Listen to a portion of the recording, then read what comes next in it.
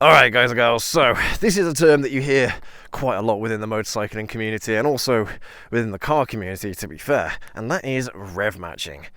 Is it something that you really need to learn? Is it one of those vital skills?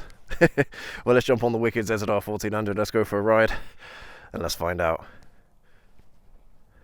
I like it, that'll do. That'll do, don't care.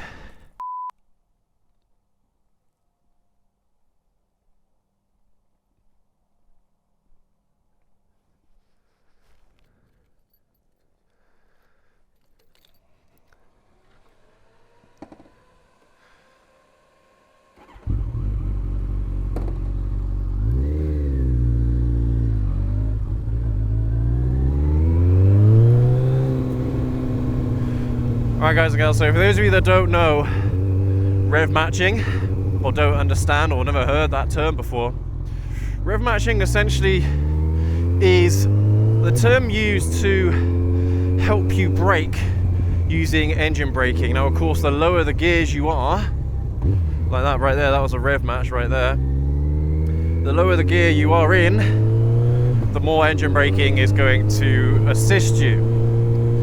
Now, this is something that you see used a lot in racing and things like that. And yeah, it's quite a cool little skill to have when you want to have a bit more of that racing feel. But yeah, let's go around this roundabout and I'll show you what I mean here. We've got plenty of videos of how to do it on our channel, but here we go. So rev up and gear down. Yeah, this video isn't going to be about how to do it. It's just whether or not it's something that you should learn. So if you are looking to get into racing or something like that, bearing in mind I am not a racer in any way, shape or form, this is just a skill that I learned because, well, I don't know, I felt like I had to learn it. And that's basically what today's video is going to be about, whether or not you need to learn this skill on a motorcycle. Because here's how you would normally go around a bend. Let's go around this roundabout all the way. So you'd actually leave it in gear and then just gear down when you needed a lower gear. Yeah? We'll go all the way around the roundabout. But notice there that I didn't increase revs as I was going down the gear. So, yeah, it kind of begs the question, well, if you don't need to use it, then what's the point? Don't know what they were looking at. Yeah, let's go around this roundabout again. Alright, I'll go up in a fourth for this one. Rev down, rev up, gear down. Rev up, gear down. So it's like, well, what is the point in that? Now this road should be fairly quiet, so I'll be able to demonstrate it just in a straight line here. And you can also do this when slowing down just to a stop as well. Alright, let's get over this, underneath this bridge. Okay, right, so I'm pulling in a brake, revving up, gearing down, pulling in a brake, revving up, gearing down, revving up, gearing down, revving up, gearing down, revving up, gearing down. Okay, and then you can do that coming to a complete stop. But no, this isn't one of those things that you need to know as a motorcyclist.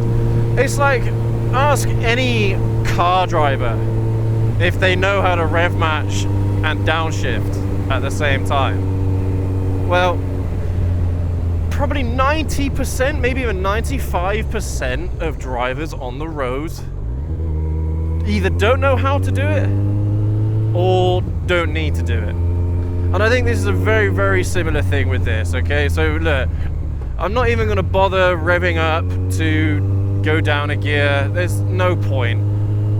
Alright, I mean, it's supposed to help when you are trying to use engine braking to slow you down as you come to a bend. So it's to kind of like assist the brakes. But what it also does, that it puts you in the right gear to get the maximum amount of power when you're going out of the bend, when you're going out of the corner. But look, for regular street riding, it really isn't necessary in my humble opinion. Now, by all means, when it comes to learning new skills, for me, there's never a time when learning a new skill is a bad idea, you know? because this all comes down to the control you have over the motorcycle. Anything that you learn that will increase your control of the bike, for me, is beneficial. Yeah, so rev matching, gearing down, rev matching again, gearing down. I'm gonna have to do it again because it's a blind bend. So let's go into third here. Rev matching, gear down. Rev matching, gear down.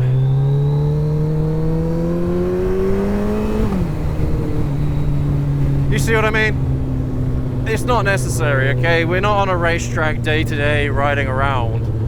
I mean, again though, if you are one of those people that does like to race around on the streets, I'm not going to tell you not to, okay? That's down to you, alright? If that's what you want to do, that's totally up to you guys. But for... oh, I can't turn right here. Oh, for God's sake, this is so dumb. I can't turn right here. Oh, dearie me.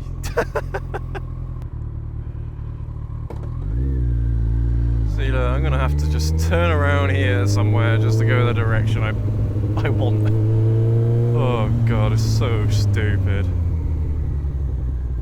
Anyway, so as I was saying, if you are one of those people that wants to race around your bike, then I would definitely recommend learning the whole rev matching thing, because yeah, it will help you get more speed coming out of corners and things like that. And if that's what you're looking for, then yes, this is a vital skill that you need to know, without a doubt. But for most riders, people that are just going to be riding around on the street, nah, it really isn't necessary in my opinion. But hey, you guys feel free to hash it out with me down in the comments. I mean, some of you, I'm sure, are going to disagree, you know, especially if you are riding on country roads where the speeds are up there, you know, the 50, 60 mile an hour roads. Yeah, I suppose there is a use case in those situations as well. But again, even when you're doing 60 mile an hour on most bikes, in fact, I'm going to say it, every bike, you can go down a couple of gears before coming up to the bend without rev matching, so it's not really a big deal. It's not going to hurt the bike either. You know, if I just come off the throttle and gear down again, that's not going to hurt the bike. It's not going to damage anything. So it really isn't a big deal. I mean, I suppose it could have a little bit of impact on the clutch, the wear of the clutch or something like that, maybe, but that's only if you are gearing down at 10,000 or more RPM on this bike, you know, or maybe if you're in close to redlining your bike and then you try downshifting. Yeah, that's a very bad idea. I mean, you shouldn't be downshifting anyway at those higher RPMs. You should be at least allowing the RPMs to drop a little bit before you go ahead and rev match and downshift. But yeah, I suppose in that use case where you are in those higher revs a lot of the time, then yes, I'd say that rev matching is probably something that you would need to do for the sake of the bike. But I'm not one of those people, guys, that rides around all day at 10,000 RPM. I'm just not one of those riders. So this is just my opinion, and if I'm being totally honest with you, I was riding for about 8 to 9, maybe 10 years before I learned the whole rev matching thing. So, no. No, it totally isn't something that you need to know in order to successfully ride and enjoy motorcycles. Yeah, guys and girls, I don't think there's anything more that I need to say on this topic, so I don't really want to draw it out. But yeah, just going up and down the gears with the throttle closed is fine. You don't have to open the throttle going down gears, and in fact, you definitely shouldn't be going up the gears with the throttle open. Okay, so I've got the throttle open right now, and I go up a gear like that. That you shouldn't do. Okay, always make sure that you have the throttle fully closed before you go up a gear and then get back on the gas, unless of course you have a quick shifter on the motorcycle, but then you don't have to use the clutch. Okay, so you're not disengaging the powertrain, if you know what I mean. Okay, so yeah, it's just one of those things, guys. You know, again, there's this kind of gatekeeping culture around like chicken strips and things. It's, come on, whatever, right? It's probably more of an American thing than anything else, but chicken strips, come on guys. Not all of us want to get right onto the very edge of the tire when we're out riding. Yeah, and this is the same thing. You don't need to do it. You don't need to know it. If you do want to do it, or if you want to learn it, then I'll leave linked up in the top corner for you how to do it. It's quite an old video actually, so I may do a new one. But yeah, that was done on the Honda ZX-14R, which we haven't had for about a year now. No, it's probably even longer than that. It's probably closer to a year and a half, 2 years now, because I used it to trade in for the ZH2. But if you want to learn how to do it, then that's the video that we've got at the moment, so definitely go check that one out. We also have one surrounding the Ninja 125 as well, so if you are on a smaller motorcycle, how you can do the whole rev matching, downshifting thing on smaller bikes. So yeah, definitely go check those ones out if you want to. And let me know what you guys think down in the comments about all this, guys. I mean, I'm sure there's probably a load of things that, you know, motorcycle journalists will probably say you have to know this will make your riding so much better and things like that, and they're probably over exaggerating the importance of some of these techniques. But definitely let me know down in the comments if there's anything else as well that you've heard moto journalists say before that's a bit like, nah, whatever, you don't need to know that. And yeah, let me know what you guys think down in the comments about what we've said in today's video. But as always, guys and girls, leave a like, hit subscribe.